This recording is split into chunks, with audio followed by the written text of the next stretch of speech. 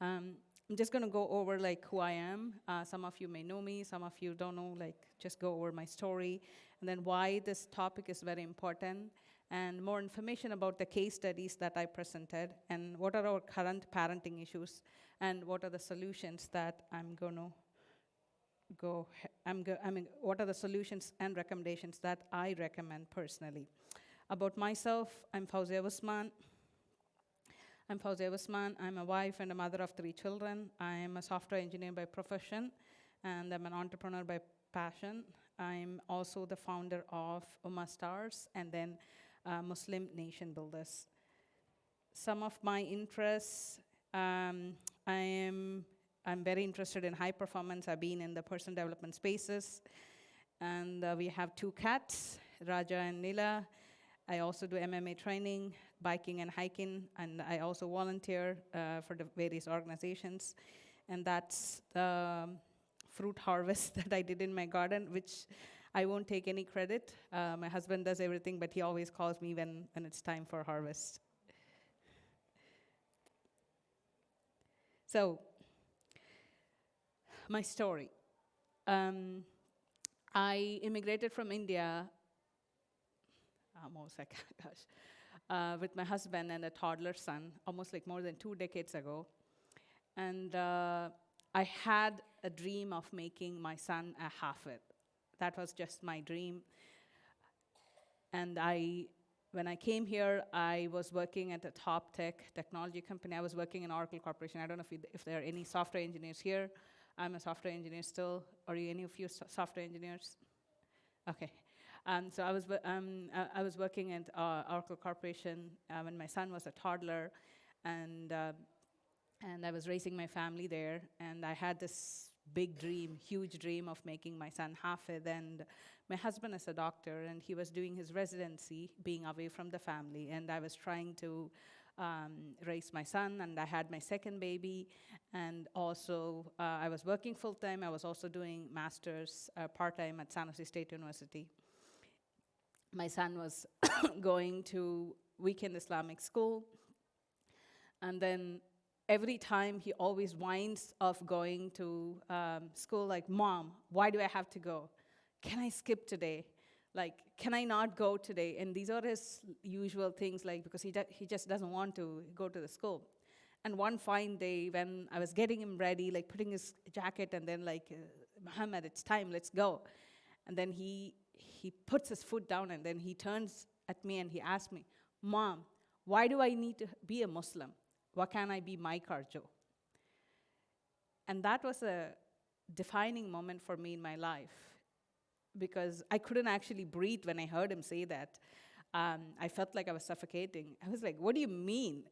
He's like, what do you mean? I mean, our faith is who we are. Like, this is, I was just telling him, your father and I will give our life for you to succeed in your hereafter. And then I couldn't tell him that, I had a dream of making him a Hafid, and then here, he's digging his ground and asking me, why can't I be like my Karja? Why do I have to go to weekend classes? Why do you want me to learn Quran? Why do you ask me to pray? Why can't I be like them? I just want to be free. And then it was very hard for me at that point, because when you look at my family at that moment, everything was perfect, like practicing family. And my parents were living with me, and my father would take him to the salah in the evening, and we have even some neighbors, Muslim friends, neighbors and whatnot, like literally everything was fine. But something else was not right. And I didn't know what it was, because I was doing everything every other parent was doing, and what every other parents were told to do. Like, okay, do this, do that, do this, do that, and I was doing everything. And here my son is asking why he needs to be a Muslim. It was a big, big turning point for me at that point in my life, because I thought I was living my dream at that point, because I immigrated from India. I had my own job. I had a car to drive, because growing up, I didn't have a car. And I was like working in a top technology company, like getting into Silicon Valley. I was working there, and I was studying master's. Like, I thought I was living a dream, until I heard him say that, why he need to be a Muslim. And that's when I realized I was actually on a curse. Like, for me, surrounded by everything, all these things, that didn't matter for me. When my son doesn't grow up with Iman, like all this money, the status quo, like, okay, you're in America doing this, doing that, all those things didn't matter to me at that point. And I have to somehow change it. I didn't know how. But I know it's an emergency, so I pulled an emergency brake. I just pulled an emergency brake because I know anything in life can be done at a later point of time. Like, okay, masters, yeah, why not? I can do it later. Work, I took a sabbatical leave. I started prioritizing with my son because I know I have to work with him because I know he needs to be engaged. And I spend more time in engagement, sharing the stories of why we are here, story of our creation, story of everything. And I started more and more engaging, and then he used to ask me, Mom, why do we have to pray 5 times? And then I was like, you know what, that's your one-on-one conversation with Allah. Like, if it's like you are having a one-on-one conversation with the King of the Kings. Like, won't you want that? Like, you can share all your problems. Even if you lost your toy, you can go and tell Allah subhanahu wa ta'ala. I made that connection with him, and then he asked me, like, Mom, it's so hard for me to recite the Quran or memorize the Quran. I said, like, yes, Muhammad, it is hard. But then you know what? For every letter you recite, you get like 10 deeds. And then you're like, what? 10 deeds? I get 10 deeds for every, yeah, if you recite Alif Lam Mim, you get like 30 good deeds. And then I started more and more engaging with him. And one fine day in a park, I was walking in the park with my son and my baby in the stroller, and then he asked me, Mom, my friend asked me and beat me up in memorization. She knows more surahs than me. And then I was like, mashallah, may Allah bless her more. And then I was trying to tackle him slowly, and then I told him, do you know, Muhammad, if you memorize entire Quran, nobody can ever memorize more than you. But it's a hard work. But do you want to take up that challenge? And then that made him think, like, really? So Yasmin cannot, like, be ahead of me? Yasmin cannot beat me up to it? I was like, no. If you memorize entire Quran, nobody can memorize more than, because Quran is only 114 chapters. You'll be able to memorize and you can become a hafid. But it's not easy, Muhammad. It's hard work. You have to wake up in the morning after Fajr. You have to recite. You have to review. You will have your sabak. You will have your sabki. You have all those things. But every letter you recite, you'll be rewarded. You'll be rewarded much more and more and more. Muhammad, are you ready for the challenge? This is my conversation with him. And next thing you know, I was taking Muhammad early in the morning, before his school starts, snuggling my baby in the car seat, and then while me and my baby wait in the parking lot, he will go to his Hifz class, memorizing just 2 lines of Amma Juz. Just 2 lines. While he memorizes those 2 lines, I'll be either feeding my baby or nursing my baby or making her sleep, and then I come back to home and then get him ready to school, and then we do this like back and forth, and alhamdulillah, 5 years later, he received his hafid. He became a hafid at the age of 11. Alhamdulillah, Allahu Akbar. He is a practicing Muslim now. He's an adult, and now I teach. I actually run Muslim Nation Builders. I found Muslim Nation Builders exactly with these principles that I applied with Muhammad, where I coach parents where they can teach their children so the children can practice the deen with passion and conviction, where the children can live as Muslims and die as Muslims and die with a shahada at the end. That's what I do with Muslim Nation Builders, and this is the story, and this is the principle that I learned in my own life. I turned it, and then today I help other Muslim parents. Coming to the topic, are we being the right shepherd for our children as our Prophet ﷺ intended? I wanted to dive deep into the topic to actually see, like, what does it mean to be a shepherd? What does it mean to be a shepherd to our children? Because we all know, we all heard about the hadith. And before jumping into it, I just wanted to ask you, what were your dreams for your child when they were born? Like, we all have dreams, right? Like, when our children were born, like, we all have dreams. Like, I had my own set of dreams.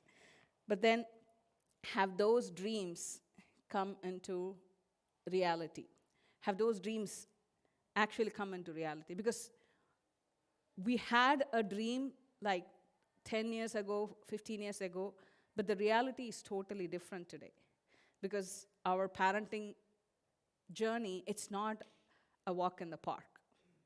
It's not like a piece of cake. Okay, you cut it and then you get like, it's not. Because we are facing, and we are actually, we are struggling to make the dream a reality. And I wanted to actually dive deep into the topic, asking like, today, this is the reality. Our children consider Deen as a burden. Our children consider Deen as a check mark. Did you pray the Did you pray Yes, I prayed. I'm good. Don't ask me. I know I need to pray Asar at 4:30. I know. Like, they consider Deen as a check mark. And then they consider Deen as a culture. Like, they's like, oh, we are Muslims. Oh, we do this in Ramadan. They think it as a culture, Muslim as a culture, being a Muslim. And then they find the excuses to not practice the Deen. Mom, I have a soccer practice. I won't be able to pray Asr. I cannot even take a 5-minute break. I cannot even take a 10-minute break. And then many parents also say children practice the Deen only at home. When they go to school or when they go outside, there's a time for Dhuhr, there's a time for Asr, or there are other things, but they don't. They only practice when we are around or when they are at home. Why is this? What is the problem? Why our children are doing this? But I wanted you all to step into the shoes of our children for a second. What do our children, how they view Islam as? They view as confined and restricted. They feel that there's so many rules, I can't do this, I can't do that. And they feel that Islam is like bunch of rules. If you put it in a simple layman term, it's a bunch of rules. That's what the children today feel like. And if you see this is a challenge. Like, today, what we are facing in Western countries, this is a challenge that we are facing. Like, the Islamic education, mashallah, we have many schools, many places, but they're not very inspiring. Like, they're not connecting with the children. That's number one. And then, because the teachings of the Deen, like, parents are forcing their children, because they're not practicing it normally. Yeah, you tell them 5 times, like, if they don't do it, eventually we force them, like, you need to pray this for you to get this. I mean, because we are so fearful, because we are thinking, like, what happens if they just don't do that? So we are we are forcing them. And then what's happening eventually, 4 or 5 years later, when they are teenagers, when they're about to graduate, they're moving away from Islam. And today, many Muslim youth are involved in all these things. I don't even want to mention it here. Like, this is a masjid, but this is a fact. I am not making this up. This is a survey done by the Family Youth Institute. You can look it up online. Like, 67% of Muslims involved in all these things, and then they consume alcohol and whatnot. This is the fact. This is the reality that we are facing. Now, I wanted to actually go over, like, there's something missing clearly. There's something missing clearly, like, our children have not deeply connected to the Deen. But Deen is supposed to be like a way of life. It's not just a religion. It's a way of life. But there's something missing. There is definitely a gap. And I really wanted to get to the bottom of this gap. Like, I really wanted to see, like, what is causing this? Why the children are behaving the way they are behaving? And what I did is, I did a case study research. I interviewed masjid youth directors and masjid youth coordinators across the country. And I just had 2 questions to them. I told them, like, mashallah, you guys are doing amazing job. You guys are teaching the children. You're putting all that effort and all that you're doing. We as parents, we are also doing our part. We are sending the children to you. We are, like, driving. On a Saturday morning, we could sleep lazily, but we wake up, we make our children. See, us waking up is different, but waking up our children is another challenge. And then giving them breakfast and driving all the way to, and then dropping them in the masjid and going.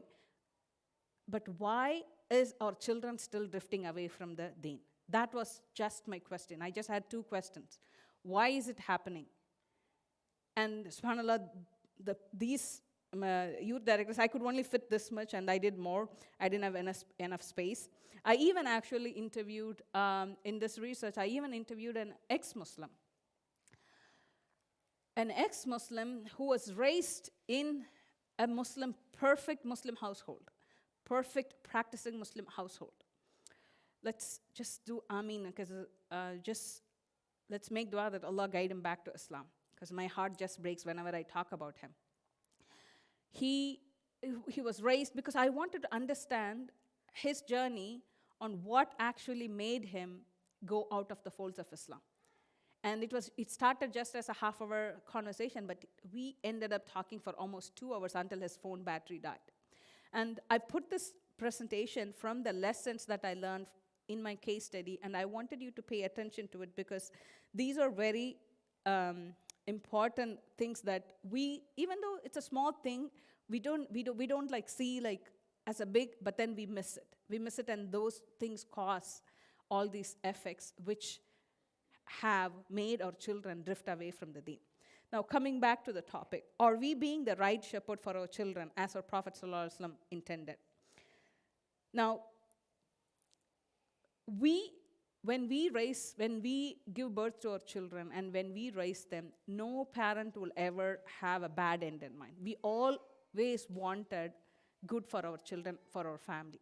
But somewhere along the lines, we either get busy, or we either do mistakes, or we try to control or do something, things change. And I wanted to actually magnify that and then point out what possibly can go wrong in our parenting journey so we don't commit these mistakes. After you hear this workshop, the way you view your parenting is going to change. The way you see how your family environment, like not your own family, like even others, like your friends or anything, the approach they do, you will be able to see like, oh, they're doing this. I don't think this is the right way. Because your perspective will change. My perspective changed. Because when I met those youth directors, because I honestly was like very curious to know. But then after I heard them saying this and that, and I was like, wow. Like, we never know that we are doing some mistakes. And that is very sad, because we think we are on the right track. And I 100% thought I was like on track. I was on track. My son is going to become a hafid, and everything is fine. That's what I thought, because everything was fine.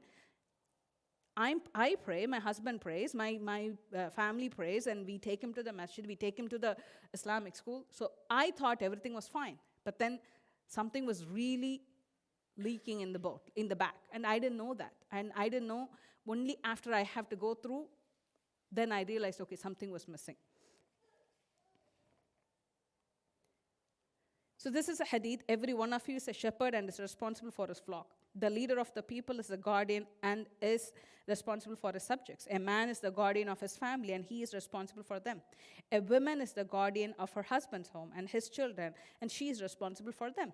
The servant of a man is the guardian of the property of his master, and he is responsible for it. No doubt every one of you is a shepherd and is responsible for his flock.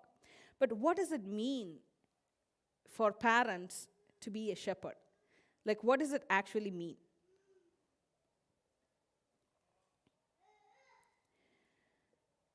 We need to ask ourselves, like, let's go back to shepherd's life. Like, what does a shepherd do? What does a shepherd do when he is taking care of his herd? And I actually went and studied the shepherd's life because I wanted to go deep inside this hadith. Because growing up here, or even growing up in India, I've never met a shepherd, or I've never seen a shepherd. What do they do, and how do they take care? But I went through to study a shepherd. What does he do? What does he prioritize? And why Prophet ﷺ has mentioned that every one of us is shepherd. Like, where are we lacking? I actually went into to study the life of the shepherd, and what I did is I put together 10 points, and inshallah, I hope we can cover at least half of it, like the qualities of a shepherd. Like, a shepherd knows where he's going. In the morning when he wakes up, when he takes his herd, he knows exactly where he's going. He knows how to lead lovingly, because there will be like, the sheep will be running willy-nilly, so he knows how to lead lovingly. A shepherd is diligent in his responsibility. Even though he has like 50 sheep, he knows like, okay, I can't take it there, I can't do this, I can't do that. He's very diligent. He's patient with his flocks. He's very patient. A shepherd doesn't focus much on risk. Have you ever heard of a shepherd who has a plan, like a 10-year plan? Oh, in 10 years, I'm going to do this. I'm going to take my sheep to this particular area so they get a good full graze. Like, they don't care. What they care about is now. But if you take us, right? I mean, I'll go more detailed later. But if you take us, we, like, for example, when we are buying a home, right? We make sure the schools are good. Like, make sure, which is fine. We want to make sure we have to buy a home in a good neighborhood. All this is fine. But then, because we are focusing too much on the future and the risk and other things, we are forgetting the now. Because the now is more important. The shepherd doesn't care what his sheep are going to do like in 10 days' time. His primary vision is like, okay, today I'm going to take them, feed them, bring them home safely. That's all he cares. The now. The now is his priority. And then he is involved in the life of the sheep. Like if he's involved in the life of the sheep. And then a shepherd protects. A shepherd is always on the lookout for danger and is ready to intervene. A shepherd knows how to oversee some things. A shepherd restores his sheep. A shepherd will seek to help a wandering sheep. This wandering can be attributed to ignorance or rebellion. A shepherd instructs and corrects. So these are the qualities of the shepherd. Now, let me go over one by one, and I hope even if I cover to 5 of it, inshallah, we will learn so much. So a shepherd knows where he's going. A shepherd must know his destination before he can lead. Now, what can we learn from this? A shepherd knows, okay, I'm going to go to north side of the city or south of the village or like that garden or this garden. He knows exactly, precisely where he's going. I think as parents, we should have, I know we all have that vision, but we don't spell it out. We don't spell it out to our children, because our children need to know why we are here, where they are going, and what they expect. Our children need to know all these things. Now, I want to give you an example of vacation planning. Like, for example, if you are planning for a vacation, let's say you're planning for a Hawaii trip or a Florida trip, right? You will, once you book the tickets, you and your spouse will decide, like, okay, where should we go? Should we go here? Should we go there? Once you find this, once you book the tickets, then you tell your children, like, you just call Ahmed, we are going. Amina, we are going. We are going this date to this date. Day is our flight. We're going on a 6-day trip. And day 1, we're going to do this. Day 2, we're going to do this. Day 4, we're going to see the sunrise. Day 6, we're going to do this. And day 7, we are returning back. And you need XYZ. Make sure you take your goggles. Make sure you take your sunscreen. Make sure you take your hat. Make sure you have light clothes. Make sure you have some beach toys. And make sure you take your supplements, whatever that is, right? And we get the kids excited. We get our kids excited. And then the kids, they know, the kids exactly know the plan. The kids know, what they have to do and where they are going. And then the Wednesday comes, you know that, you have to watch the sunrise. When you wake them up, they know it. They know, you wake, Ahmed, Amina, it's already 4:30. We are supposed to go see the sunrise. Sunrise, we came all the way here to see. They won't whine. Because they know that you already prepped them enough.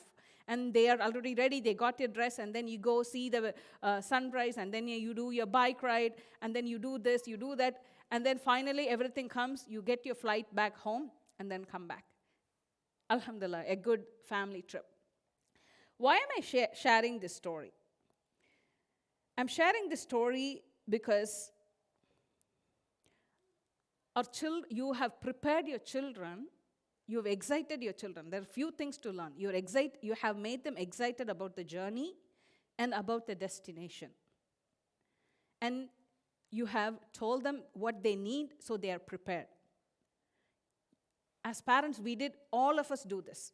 All of us, when there is a vacation, we all know what needs to be done, and we do this. But then, let's go back to this.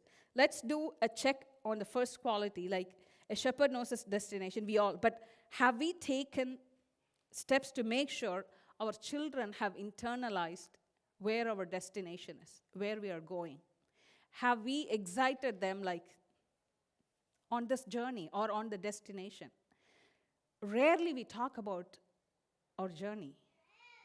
Rarely we talk about like where, I mean, that is why kids are whining, like, when we wake up for Fajr, because they don't know. They think it's a fantasy, or they think like, yeah, it's going to happen sometimes, but they haven't connected with it. Because we know, like, inshallah, once we die, we want to know, but then the children know the concepts. It's not that they don't know the concept. The children know the concepts. They know that we need to pray 5 times. They know everything. But still, they haven't internalized what it means to be a Muslim, what it means to be the journey of this life. And that is the reason that the struggle that we are facing is because of that. So a shepherd knows his destination. Like, if it's a check mark, no, it's not. Because even though we know it, but we haven't conveyed that to our children, so they understand this journey. So the next thing, shepherd knows how to lead lovingly. Now, this statement states it all. A shepherd and the leader knows how to lead lovingly. You might argue that, well, you do love your children to your heart, and we all love them, but that love is different than leading them lovingly.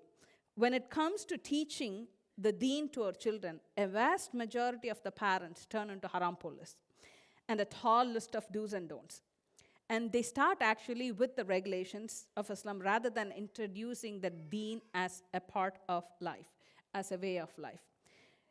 And then we have like, before even our children understand what it means to be a Muslim, we have like a list of like, okay, you can do this, you cannot do this. You can do this, you cannot do that. We come up with this huge list. But then if the children make mistake, like if they do something, and then the haram police in us comes in full place. Like, how did you do this? Why did you do this? Why can't you do this? And then we just like put all our efforts into it, because we have to understand our children haven't like internalized what it means to be Muslim, or we were like, the previous point, they don't even know their destination, right? And then now you're talking about like, why are you doing this? Why can't you do this? And we have this whole list. So when we come to the checkpoint again, we all know we love our children, but are we leading them lovingly? The answer is no. We are not leading them lovingly, because we are not even giving them space to make the mistakes, or give them to space to make the mistakes, or like space to learn from their mistakes, because we are not leading them lovingly.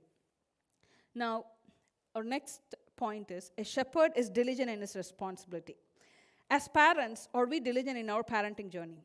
Like, we might respond saying that, we are diligent. We make sure our children go to good schools, they have good friends, they are in a good neighborhood. Yeah, we all do that. But then, where we drop the ball, just because your children are born into your family or my family, it doesn't mean that they're going to be Muslims. Because we are assuming that Ahmed is going to be Ahmed. Amina is going to be Amina. We assume that they're going to be Muslims automatically, default. What are you talking about? I'm a Muslim, my child is going to be Muslim. No. That is not the case. That's where we are dropping. That's where we are not diligent in our responsibility. Because just because Ahmed is born in your family doesn't mean Ahmed is going to be Muslim. The brother that I talked to, let's keep him a name, Yusuf. Okay, the brother I talked to, his parents assumed that Yusuf is going to be Muslim. Yusuf is fine. Like, I'm a very practicing Muslim. I do this and that. Like 10, 15 years ago, somebody told Yusuf's parents, Akhi, what you're doing is not right. If you continue to do this, your child is going to be an ex-Muslim in like a decade later. He's going to be like, what are you talking about? You don't even know my family. You don't even know Yusuf. You don't even know, like, everything is fine at my end. Because he assumed that just because Yusuf is born into his family, Yusuf is going to turn out to be a Muslim. He did not give an opportunity for Yusuf to internalize what it meant to be a Muslim. And that is where, as parents, we are dropping the ball. In Surah Al-Araf, Allah says, and remember when your Lord brought forth from the loins of the children of Adam their descendants and had them testify regarding themselves, Allah asked, am I not your Lord? They replied, yes, you are. We testify. He cautioned, now you have no right to say on Judgment Day we are not aware of this. If we actually dive deeper into the foundations, like when we were all born, we all have the fitrah, but then it is the responsibility of the parents to groom that fitrah, to make them understand what our deen is. And that's what is making us different from rest of the world. The Muslim parents, that is the duty on us.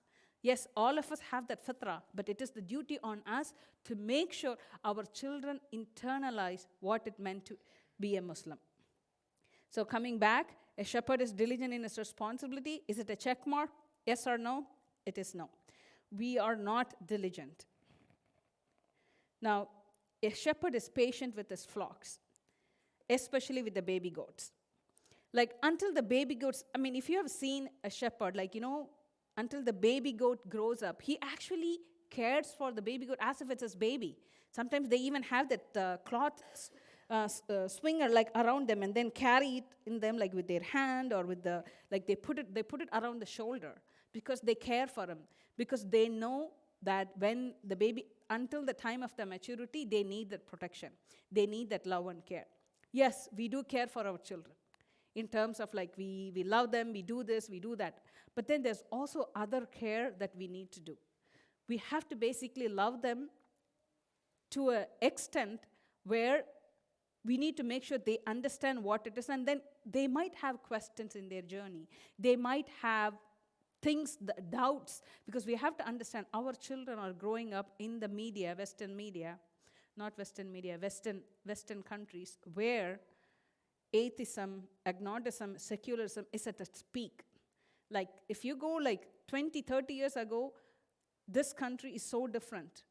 Now, it's so different. There were so many terms which I can't even add it here because there are so many new things have been introduced to our children.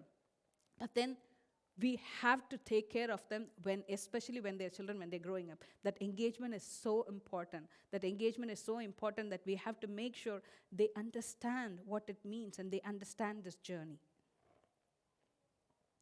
Now, if we take a closer look at how Prophet ﷺ began dawah to Islam, we can identify that Prophet ﷺ focused extensively for more than 10 years on the Tawheed, on instilling the oneness of Allah and the theme itself. If you see, this is a term that I came up with. Our children needed to be treated like how Prophet ﷺ treated new Muslims at this time. We even know stories where a Sahaba peed inside the masjid. Can you imagine that happening? Even our child, one of our children doing that, will just slap left and right. How dare you do that?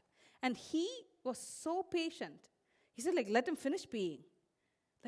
You cannot even imagine what kind of patience that is like. Let him finish it. He had that much love and patience towards the Muslims, new Muslims, because they were internalizing, because Islam is a new concept in the sense, oneness of God. There's going to be a hereafter. There's going to be a heaven. There's going to be a hell. If you see the theme of the Makki chapters, they're all surrounded by this, because Prophet ﷺ was building that foundation for what's going to come next. What's going to come, all the rules, all the Sharia, everything's going to come. Even Salah wasn't there. They were not praying 5 times at that time, but he was just building that foundation. Now, I want to take a pause and come back, to see how the children consider deen. I already added this there.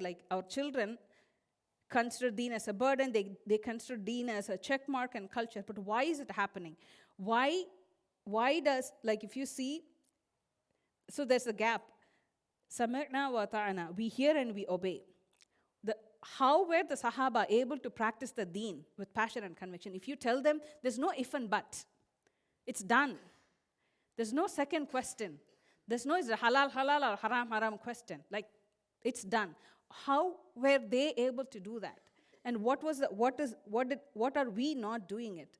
And if we take a look further at the Seerah on the first 10 years, decade of the Seerah, this is the theme of the Quran verses, like the Tawheed and love of Allah. Love of Allah came like Allah loves us more than our own mothers do. And this is what Prophet ﷺ was feeding them day and night. And the belief of the unseen. Like, if somebody comes and tells, okay, there's going to be a Jahannam, there's going to be a Jannah, like, he made the Sahaba believe as if it's right there. If you do this, you're going to go right there and you're going to fall down. He made them believe that because the verses were focusing just on that, and the verses were focusing on building the Iman. And this was the first decade of the Seerah. This is all. The love of Allah. The Sahaba loved Allah subhanahu wa ta'ala. They loved talking about Him. They loved hearing about it. They loved like everything because this was the foundation that Prophet ﷺ built. And Prophet ﷺ has actually, he's an example. He's a mercy. We have sent you, O Prophet, only as a mercy for the whole world. And he has given this template. He has given this blueprint. And we don't have anyone else to blame except ourselves because we are not following the blueprint. So if you're going back, so the phase 1 and phase 2, the Tawheed was the first phase. The Tawheed, the love of Allah, the belief in the unseen, and also what was the other one? 4, building the Iman. So that was the first phase. The second phase is where the rules and regulations came. All the rules and regulations. You can't do this. You cannot drink. You have to wear a hijab. You cannot eat the meat, which is not permissible. All the rulings came. But by that time, the foundation was set. So when the Sahaba heard that, even though they loved the alcohol, when they heard, okay, it's haram, they like, okay, let me take one sip, and then let me enjoy my last sip. No.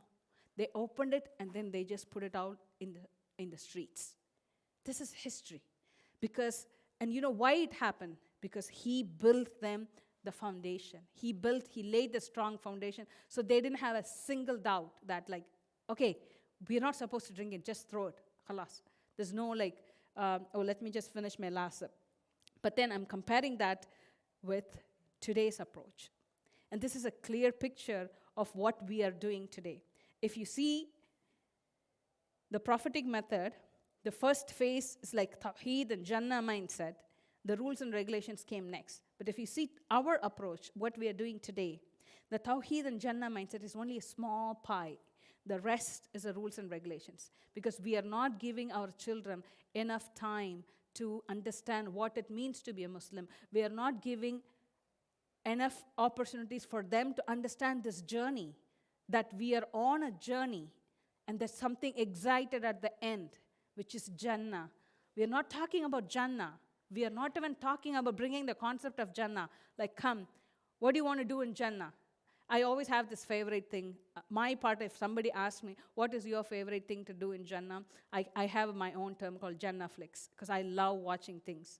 So I call Jannah flicks because I'm so inspired to know the life story was, for example, Khalid ibn Walid. Like, I want to know exactly what he was doing before Islam and after Islam. I want to watch it. And I said, like, I want to do it in Jannah.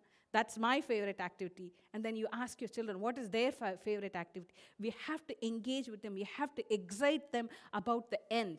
If they are not excited, if they don't believe that the end is real, there's no way they're going to practice like with the passion and conviction. There's no way they're going to do it. They will do it until we say. Once they step out, they're just among everyone. Yeah, we used to pray this. Oh, we used to pray Jummah. Yeah, we should pray. Or we don't want that namesake Muslim. We want our children to practice, internalize what it means to be a Muslim. And for that, we have to follow this blueprint. We have to follow the blueprint of what Prophet ﷺ did. Like, focus on the foundation. Just focus on. It's not that, see, this Yusuf brother who's an ex-Muslim now, it is not that he moved away because he didn't know about the pillars of Islam. He knew it. He even prayed. He even knows the Quran. He even memorized many surahs. He knows all those things. But then he didn't connect to it. He didn't know why it is, why he has to do this. And that was the reason he stepped away. And we have to focus on the foundation so our children live and die as Muslim. That's all we care. That's all we want. So coming back to the checkpoint, a shepherd is patient with his flock. Are we patient while our children are learning, while our children are exploring? The answer is no. Now, we pretty much saw like four, I think. A shepherd knows where he's going. Like, we did not do it right way in it. And then a shepherd knows how to lead lovingly. We didn't do it. And then diligent. We are not diligent in to making sure our children understand what it means to be a Muslim. And he's not patient with his flocks. So there are still more. Are we being the right shepherd for our children? Now we have to answer the question. Because we saw what a shepherd does. And if we put ourselves, now, are we being the right shepherd to our children? The answer is no. Now, what's the solutions? I think we are making our parenting very complicated. Islam is meant for ease and balance.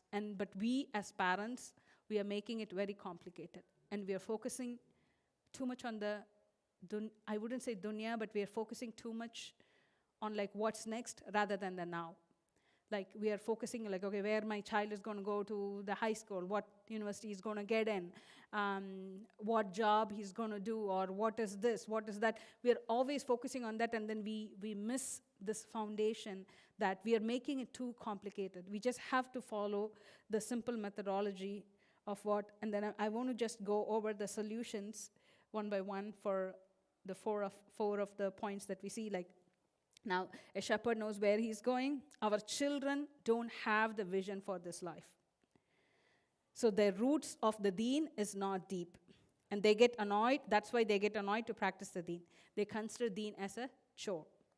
Now, what's the solution? Re-establish the foundation. Now, you might think like, well, it sounds so basic. It sounds basic. My child is already 12 years old, and he already knows this and that. That's fine. That is fine.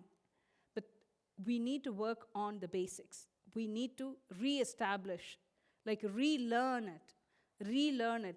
Because remember, until your child is 18 years old, until they step out of your home for college, we still have an opportunity to influence them. Because they're still there, they're still under your umbrella.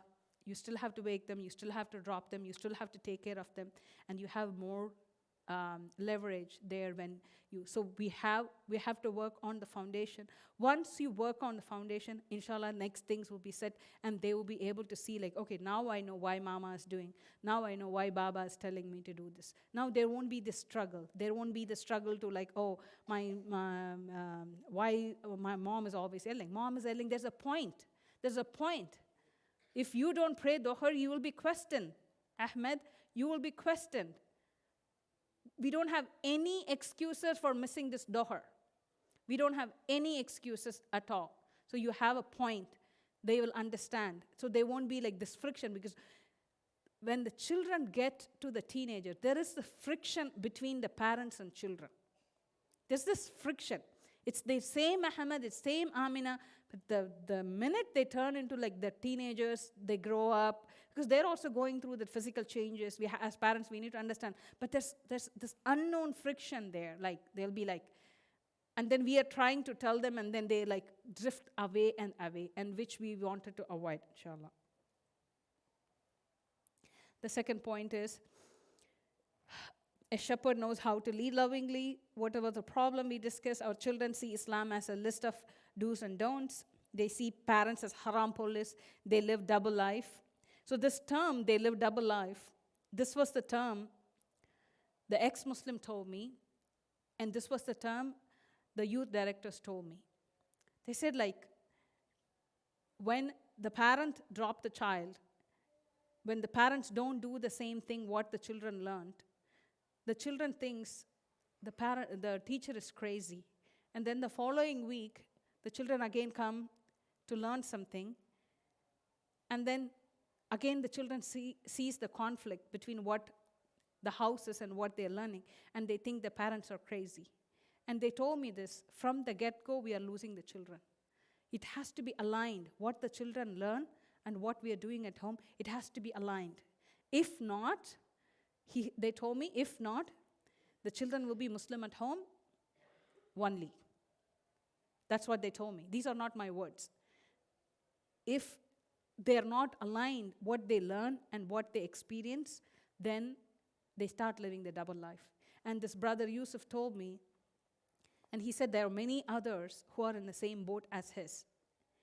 And he said, they don't declare it publicly. He was bold enough to declare it publicly. And he told his parents, I'm not a Muslim. Don't call me. I don't want to call myself as Muslim. And then he told me, when it hits hard on these people who live Muslim only at home, when they're about to, because if they go declare that they're not Muslims, nobody will give them a girl to marry. Like they have to get married eventually, right? So nobody's going to, like, if they declare, like, I'm not a Muslim, which parent is going to, like, give their daughter to that family or to that guy? So they won't declare it publicly. But then they are about to get married to a girl and a family and everything. But then they are on a very strong conflict at that time because they are starting their married life with a big fat lie. Because they know internally they are not Muslim. And they are starting their married life saying that they are Muslim. And he told me that it's a big conflict they are facing at that time, but they are not bold enough to declare that. So they just continue their lie even after the marriage. And that is the sad truth. And I'm not making these words. I mean, these are the words from my interview, that the experiences that he shared. So what we have to do, the solution is, help the children to internalize the vision and purpose of this life.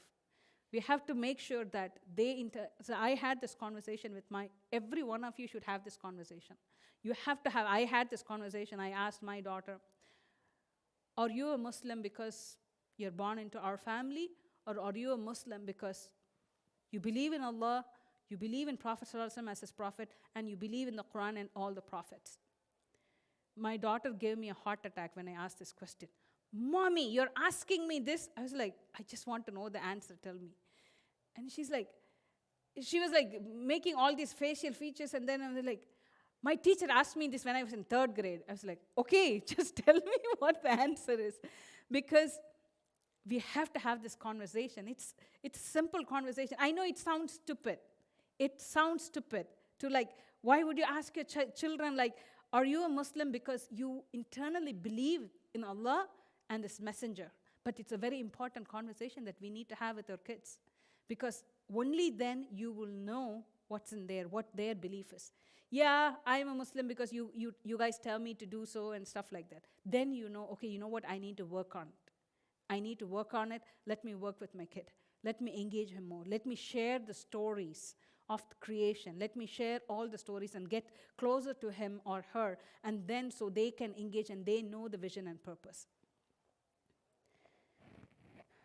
The next one, a shepherd is diligent in his responsibility. Again, our children not internalizing what it means to be a Muslim. So parents building further on weak foundation. And parents are overdoing it. So the solution, your children are processing a deen, so don't be an authoritative parent. They're still processing what it means to be a Muslim. If they make mistakes, if they make anything, it's okay. Just let it go and deal with them kindly. Same, a shepherd is patient with his flocks, and we have to always remember this. Our children, need to be treated like how Prophet ﷺ treated new Muslims, because they are not right now. Remember this always, because he gave so much time for the Sahaba to internalize, to understand what it means to be a Muslim. He basically, whenever they had questions about the hereafter, whenever they had doubts, he was open. And we have to do that same. And I have to share this here because this brother, Yusuf, when he was about 11 or 12 years old, he came to his parents and he asked, I have these doubts. I don't understand why we pray, or I don't understand why we, if there is an Allah, I don't understand any of this. But the parent, Yusuf's parent, they literally yelled at him. They were so furious. Astaghfirullah, how dare you ask these questions in this household? Did we raise you like this? Didn't we teach you? Why are you even asking such stupid questions? This was the beginning of his journey of this brother Yusuf. This was the beginning. And I asked him, okay, fine. Did you approach them again? Like, okay, first meeting, like, okay, they said something. He said, like, many times. I'll come back again and again. And every time, it's an argument, fight. I was like literally put down physically, verbally, to asking such questions. And Sister Fouzia, I eventually gave up. I said, like, I'm going to fake it. And that's how I started. And that was the starting of it. If his parents were patient, like, we have to have that, like, we have to understand how we grew up is totally different as how our children are growing up. So we have to be patient with our children. So we pretty much covered 4 of it. And some of the solutions I actually have, I've created a course just on this. I'm going to share the link with you. Also, I'll share my email so you can reach out to me. So I did a 30 video course. It's just like on these 10 points, basically, on these 10 points, in much detail of like what it needs to be a shepherd of Muslim parents. And each one point I go into like with examples, relevant examples that we can apply today as parents. So that's one of the course that I did. And the next one I did is, so this is another a course that I teach, Parenting GPS, because we work with the parents. So one of the things I realized is in teaching parents is the challenge that they have when they are going and implementing. For example, now you all learned this. Now you got this information. Now you see these things differently, but you will have that challenge when you want to convey this. So what I did is involve the children, because we want to actually bring the children on board, because without bringing the children on board, you cannot move a stone. The children need to be aligned with these principles, these concepts, and alhamdulillah, that's what we've been doing in MNB, and we are teaching Parenting GPS. It's a 6-week course. It's a high-end course where you will also work on your vision, your discovery, and what you need to do, the cultivating the Jannah mindset, and what it is like when you adopt the Jannah vision for your family, and then again, establishing the Jannah vision, what it would look like, and then how you become a GPS parent. This is a high-end course. For this course, your children will also be involved. MNB, they will be have a coaching session with MNB staff where they will teach them, teach them the concept of this via stories and stuff like that. And this is another, this is a small workshop that we recently launched. It's called Home Sweet Home. And this is for both Muslim parents and children, because again, children need to be on board. The children need to understand what the journey is, what the journey of life is. So so this is what I tell everybody. Once they go through this workshop, they will understand. Now they will also see when you tell them, or when you like say like, okay, then they'll be able to put all the pieces together, so they know what journey they are on, and they will understand, and it's much easier for you after that. So this is a workshop that we recently launched. We do this, and all of this is online. We do this monthly once. Okay, that's about it. If one, you can book a call with me, and I'll be opening up for Q&A.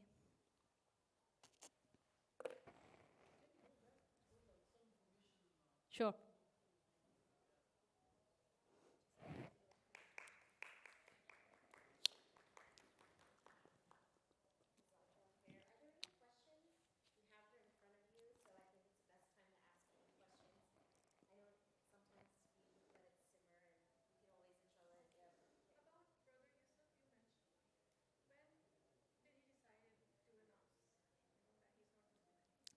When he became, so when he was out of high school, when he was into college, not even in the college actually, once he stepped on his own feet, then he announced it to his parents. And then he mentioned that it wasn't easy. And then he said, like, every single phone conversation he has with his mother will always come back and say, like, she will obviously bring the topic of the deen. I can understand that pain. But then he said, like, to avoid breaking her heart, he said he reduced the frequency of the conversation because he knows when he talks, she's going to bring that up. And he said, I'm going to, like, I recorded everything. I stopped communicating with her. Like, maybe now it's only monthly, twice, or something like that. So because he said, like, she's never going to give up on me. And I told him, like, she'll never give up. And then I did honestly ask him, like, forget about what your parents did. Okay, they didn't probably do the right thing. Why don't you start your own journey on your own? He said at that time, he said he was looking into Buddhism. And unfortunately, like, I had an opportunity to meet him in one of the conference about 2 months ago. And I was very sad, and because I was coming up there and he was already talking to someone. He didn't want to tell me that, but the person he was talking, she was a non-Muslim, she was telling me, oh, Fouzia, you have to hear his story. He was just sharing me his story of how he took baptism and he became Christianity. He looked into Christianity, and she was like she was sharing that with so much joy, and then it was so hard for me to hide my feeling. And I was just like, oh, interesting, yeah. And he didn't want to share that with me because he knows, I wouldn't like it. But he shared with her, and Allah made me in that spot, that girl shared that with me in front of him. Like, she didn't, like, she was just like, oh, we just talked about, like, how he chose, because I really wanted to ask him, like, why Christianity? Why not Islam? Like, what made you make that decision? I really wanted to have that conversation, but he avoided me. He didn't want to, like, I said, like, okay, I want to give that space, inshallah, but I am making dua, and then all of us are here making dua. Inshallah, he will come back. Allah will guide him back to the deen, inshallah. What is it? No, he's one among 3 brothers. Oh, the conference that it's not an Islamic conference. It's a personal development conference. I was there yesterday. It's called Growth Day in LA by Brendan Bouchard. And it's a non-Muslim conference, and that's where, like, I met him in person. I didn't know he was there. I didn't know, but I was like, I've seen this person somewhere. Because I just met him on Zoom. But when I saw him, it kind of, when you meet, it kind of hit you in a different level. Because when you talk in Zoom, like, okay, it's like another, like, okay, yeah, you heard something. But now when you see him, like, as a flesh and blood, like, it hits at a different level. But it's so hard for me to hide my feelings and just say, hey, how are you doing? What are you up to? And, stuff like that. Yeah. Can you talk about the role of modeling in parenting specifically, and what kind of impact that might have maybe during different life stages of the children? Modeling is... Modeling, the behavior or the Islam in a way that our children can kind of So fall into it. What's the role that it plays, during our children's lives? Sure. Let me just share with you, because one of the things that we talk about in, I think, module 5 or module 6, one of the things that I'll share here, I think modeling is everything. Modeling is everything. Everything that you do when you're at home is being absorbed by your kids. I will give you an example. Sometimes, as parents, we do things unintentionally that has a different lesson to our children. One time, it was Maghrib, my daughter, it was a winter time, so she was in the couch with under the nice blanket with her book. She was reading a book. I was like, hey, did you pray Maghrib? I asked her a question. No, I'm all set for next 40 minutes. I have to finish this chapter. I was like, I know you're reading a book, but it's Maghrib. You're supposed to pray. Oh, Mom, Isha doesn't come until this time. I was like, don't tell me when Isha comes, but you have to pray Maghrib. I was like furious. The way she responded and the way I'm all set for next 40 minutes without showing the urge to pray Maghrib. And then I said, like, the chapter can wait, Salah cannot wait. I wanted you to pray now. I didn't like go on like, even though I was furious, I didn't show that. But I reflected on, where did she get this from? She didn't get anywhere else except from me. Because sometimes I delay Salah too because I was cooking, or I was in a meeting, or I was doing something, or I was even sleeping. And then she gets the point that it's okay to do that. It's okay to delay. And then she doesn't know I wake up at 3 a.m. and ask forgiveness to Allah. She doesn't know that. But she sees only my faults. And she picks up that from me. And she thinks, okay, that's right. So everything we do, our children will model. Everything we do. For example, you're going in the middle of the day, you finish your lunch, it's winter, you're going out, the children will see you. Like, for example, because when we go into mall, we wouldn't even know what time of the day it is, right? We wouldn't even know. But you make sure you make wudu. Make sure there's a dressing room in there. We need to pray Asr before Maghrib. So when you communicate with your spouse, or when you communicate, even if you're a single mother, when you communicate what you're doing to your children, it has an effect. You tell, like, Ahmed, remind me, I need to pray Maghrib, or I need to pray Asr. I need to make wudu, remind me, because we are all humans too. But then sometimes we don't express that to our children. When we express, the children understand, okay, that's the priority. That's the priority. When you travel, I did a whole travel series when I went to Turkey. And it is very important, like, as a family, when you go out, you pray Jama'ah, you pray watch the sunrise, or you watch the sunset, or you go to the masjid, and then you talk to any local that's there. Ask them, what's the history of the masjid? Where does, when did you guys build this masjid? The children will observe everything. They will understand what is prioritized. See, there are only 20% or 25% is actual teaching. The remaining 70-75% is what we do as parents when we travel, when we are with family, or when we have hard time. When we have hard time, share that, because I share that sometimes I sleep before praying Isha. I just sleep. And then I was like, oh my God, if I don't pray now, I will miss it. And then I make an effort and pray, and I share that with my children. You know what? I don't know if I'm going to get sleep back again, because I broke my sleep, I made wudu and prayed. It was so hard, but I have to do it. So when you share that, you're also sharing your struggle.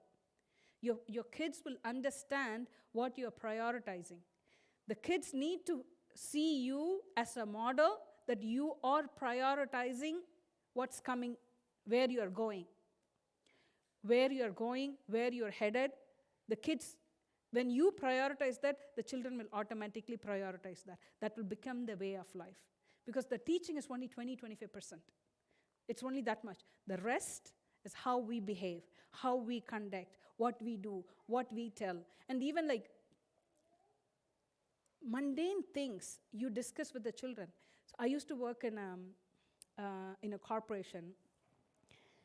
The founder of the company, he's from India, and he sold his company for millions of dollars. And I read his story in a news article.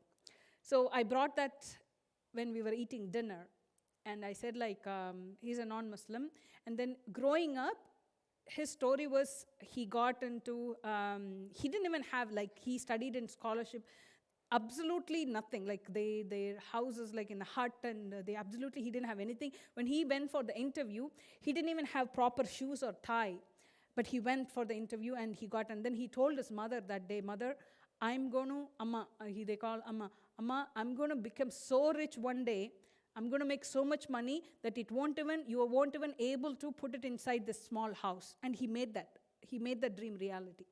So I shared the story with my children in the dining table when we were talking. And I asked them, like, okay, is that it? What's the story? Like, tell me, what's the story? Is that it? He made millions, and he sold his company, and he became famous. And he promised his mom, and he fulfilled his promise. He made that money, and he doesn't have to work for anything, and this and that. I shared the story. And then I asked the question, open question, is that all? And then I just paused, because I want to hear what my children observed and what they're responding. And my 9-year-old said, like, 9 or 10-year-old, he said, like, well, yeah, he got all these millions, but he is bankrupt for his hereafter. Because he doesn't believe in Allah. He doesn't know why he's here. And that was very profound. I didn't expect that from my child. But how they are grasping this information, because you are sharing the story and you're sharing the lesson. So even like if my children are not sharing these lessons, right? Like, let's say she didn't say that, I would pause and then I would share that. You know what? That's not it all. Just making the $1 million or becoming a millionaire, it doesn't serve the purpose. Because that person, when he dies, like, how long he's going to live? He's like 35, like maybe he lives another 40 years, fine, make another million, a few more millions.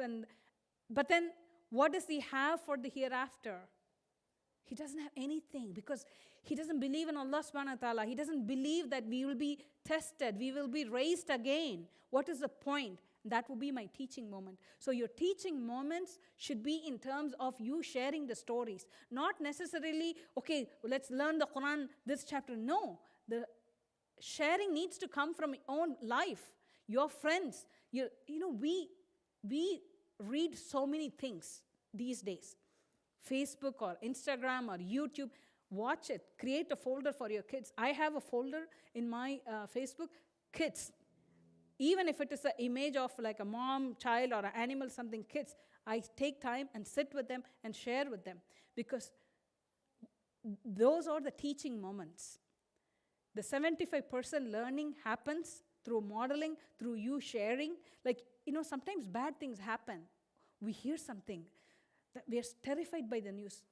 Make sure, spend 5 minutes. Do you know, Ahmed, what happened? This family, this thing happened. Don't stop there. Do you know why it is wrong? And then wait for their answer. So they have grasped it. Oh, they're not supposed to do this. Or what is wrong? Everything looks fine. And then you jump in that moment and you start teaching. Like, you know what? They're not supposed to do that. Like, why did they do it? See, one time I was in a restaurant in the Bay Area, and it was an Afghani restaurant, mashallah, amazing restaurant. And then we were, it was about to time for Maghrib. We were about to pray, and then I went to the owner. I asked, like, I need to pray, make wudu and pray. And then he said, like, oh, yes, sister, sure. If you pass by the bar, there's a place. I was like, excuse me, what did you say? He's like, yeah, by the bar. You have a bar here? He said, like, yes, sister, what can I do? $18,000 rent. I cannot serve. I was like, brother, how can you serve alcohol? You said you are a halal restaurant, but then you're serving alcohol. It doesn't go. I couldn't believe, and I was like having that conversation with him. It's like, no matter what you say, brother, whatever barakah you get, that barakah will be taken because you serving alcohol, it's killing everything. You remove it, yes, the shaitan will tell you you cannot pay your rent, but you would never know where your barakah comes in. This story, this kind of story, I don't stop there. I share with my kids. And I had the same experience in Malaysian airport. In Malaysian airport, I had like an 8-hour transit. And it was an alcohol shop, a full hijabi working on it. I was like, la hawla wa la quwwata. I don't know why I did that, but I did that. I went and I stood in the line. I want to have a word with the sister. I don't know why I did, but I did. It was so awkward to stand in an alcohol store in the line. I didn't have anything. I was like, when my turn comes, yes, what do you want? And then I told sister, you being working here is not prohibited in Islam, because you are encouraging the sale of something that's prohibited. And then she got so mad. How dare you say my job is not halal, and who are you to say that? I was like, I thought I will say that because I wouldn't come and say if you're not wearing a hijab. You're wearing a full hijab. I thought it's my duty to tell you from a sister to sister, and I shared that, and I left it up there. My children grew up hearing these stories. My children growing up these stories. I did not tell them directly like, okay, you can't do this or that. But when you share the stories like this, not necessarily you have to go through it, even the things that you learned, like you learned in a blog post or you heard, when you share the story, it plants the seeds in them. And one time when my daughter, she was like 18, she applied for a job in a restaurant. And then they offered her a position. And then I was like, oh, it's not that far in Sarita Small. She's like, I told her like, well, I think that's a halal restaurant, but they serve alcohol there. And then I was like, why are you like, how are you like, why are you taking? And then she said like, no, I won't take the position, but I will go there. I will tell them I declined the offer because they serve alcohol. I just don't want to say it on the phone. I was like, wow, okay, I didn't expect that. But then how does she get that conviction? It's not just because I've never told her this, like you can't do this, but she heard me sharing these stories. She grew up hearing these stories. Then it's like indirectly teaching moments where, and then she went to the store and then like, oh, there's like, oh, we are happy to offer. It's like, no, I'm here to decline your offer because you're serving alcohol. You're a halal restaurant. How can you serve alcohol? Serving alcohol is haram. Allah takes the barakah in it. And then she came back. I felt so proud for her for making that step. But then the credit goes like how much we share things other than the actual teaching. Because the kids are learning from different things. It's not just like, okay, book, this, that. No. They learn from the experience. They learn from your perspective. Because she was growing up, hearing the stories. Because the children connect with the stories very well. When the time comes, they will apply that. And that's what I would say for the modeling. Any other? Yes.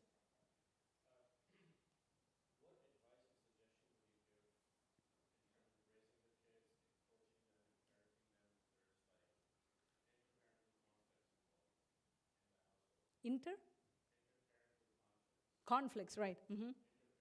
Right, between the parent. Right.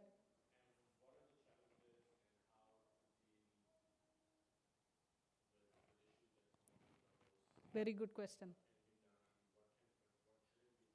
Right. Yeah, sure. I'll share first the end result, right? And then I'll go back to the solution because I know a family, mashallah, mom is very practicing. Mom teaches Quran to the kids and everything, but the dad isn't like practicing. So she told me like her children were fine until they hit their 12, 13 years. But then after 13 years, she said it became very challenge for her to make her son pray because the son doesn't see the father pray. She said it was, and then she said, I couldn't make my son pray because my son turned back and asking me like, my father doesn't do it. You don't tell my father. And then the son ended up actually not practicing the deen. I'll also tell you the other story because I want to share the possibilities of what happens in the conflict. So I know a family where the father is a Muslim and the mother not Muslim. Mother is a Christian, practicing Christian. But then I saw, mashallah, their children are very practicing and learning the Quran and everything. So I had a chat with the father. I was like, mashallah, like, with both Muslim parents, it's hard these days to raise practicing children. You have raised very well-mannered, very well-behaved children, and they are practicing. With two parents, it's hard, but you are being one parent, like instilling the deen, but you've done an amazing job. Tell me your secret. And then he shared, like, I always make dua, and I always have a chat with my wife saying that this is the right thing to do. Even though she has a conflict, she doesn't agree with it, but I will say this is the right thing to do. Because when the other parent hears that what is the right thing, see, we all have our own thing, like our own thing, like I might agree something, my husband might agree something, but then there is something right and there's something wrong. The benefit is it's not about, okay, I am right or he is right. What is right for the children? What is right for the children? And then you have to do what's best. And then if you are having conflict, I think it is better to have the conversation without your children, with the spouse saying, like, our children, we are raising our children, we wanted our children to. I think you just go back to the basics, I would say, like, where are we even going? Like, you have that one-on-one conversation with your spouse, like, talk about the recent family member who passed away. Talk about their life to your spouse. Where did they go? We never know when your time is going to come, when my time is going to come. But we wanted to be united in Jannah. We wanted our children to be united in Jannah. But we have to do this right. I know you don't agree on this. I know you don't like this. But you know what? This is the right thing to do. Because at that stage, you have to give dawah to your spouse to make them engage in, like, this is the right direction for our family. This is the right direction because this is the right thing for my daughter, for our son, for our daughter. I know you don't agree on this, but this is the right thing because this stage is very crucial. Our son is 11 years old. This next 3 years is very crucial. We need to make sure he does X, Y, Z. We need to make sure we do X, Y, Z. We need to make sure our daughter does these things. So when they hit 15, they already know. So one of the things that I teach in parenting GPS is so if you see this, right, this question, so if you're a software engineer, probably you will know about it. Like, every day we have this Scrum call, right? Scrum call, we ask, like, what did you work today? What did you work yesterday? What are you going to work today? And what are your blockers? These questions, we teach this in MNB, Maktab.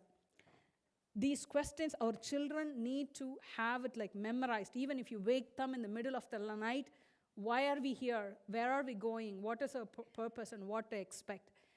Because you have to repeatedly tell them. And I think these questions will also apply to us parents. Because why are we here? Why are we here? We are here towards a destination. We are not here to build palaces and whatever. Yes, we want palaces. Yes, we want this, high-rise that, but then we want in our hereafter. And to get there, we need to do the hard work here. So you have to basically involve your spouse, so both of you are aligned. This parenting GPS is like, I had, like, both husband and wife taking together, and because they have to be aligned so they can guide their children in the same alignment.